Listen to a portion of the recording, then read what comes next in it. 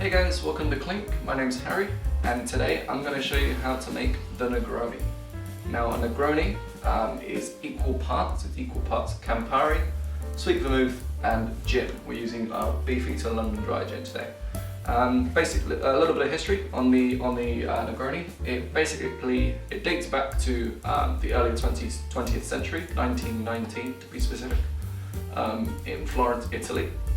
And the legend goes that Count Camillo Negroni, I hope I'm saying that right, he asked his bartender friend to make his favourite drink, which was an Americano, stronger, and he basically asked him to replace the soda with gin. So usually an Americano is Campari, sweet vermouth and soda. So they just swap the soda for the gin, and there you have it, a Negroni. So it's named after him. Cool, so let's get started. We're going to make it in our mixing glass. Like I said, it's equal parts, so we just need to grab a jigger, and we're going to start with Campari. Not a lot of this left, and drop it in. So, pop 30 ml of that in. We've only got a couple of Negronis left in that one. There we are. Up there. Then we're going to take our sweet vermouth, Martini Rosso. Oh, fresh bottle that one. Pour in 30 ml as well. Like so. And 30 ml Beefeater gin. This is not a fresh bottle. We like the gin in this house. We like cocktails in this house. That's what we do. That's why I'm here, teaching you. Cool, so now we need some ice, and I realise I've not got the ice out of the freezer. Okay.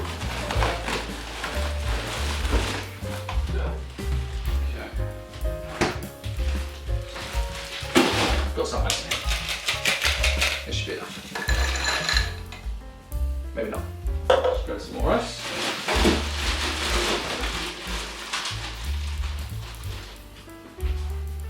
I can use my hands because it's my drink, so normally I'd use a scoop. I'll just grab a bar spoon, give it a good stir. Now all you're doing here is chilling it and diluting it. You don't shake a Negroni, because if you shake it you get tiny pieces of ice breaking off, and you get it. I think it waters it down a lot more. There is an article somewhere, I'm going to try and find it and link it below, that tells you about the science behind the dilution of shaking, straining, shaking, stirring, and building cocktails. Anyway, now we've got this. I'm going to grab our glass, which we have not pre-chilled, which we should, and some more ice. Apologies.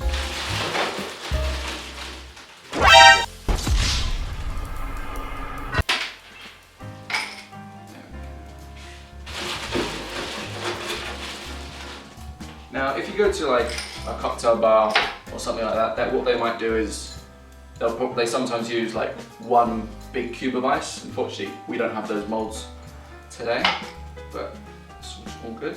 So just strain that over the ice. Lovely, beautiful colour.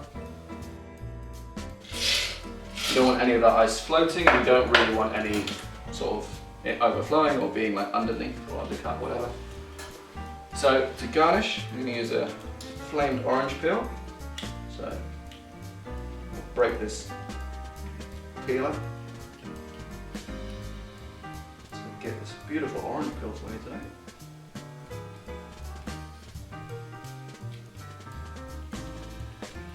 There we go. That's all I've got.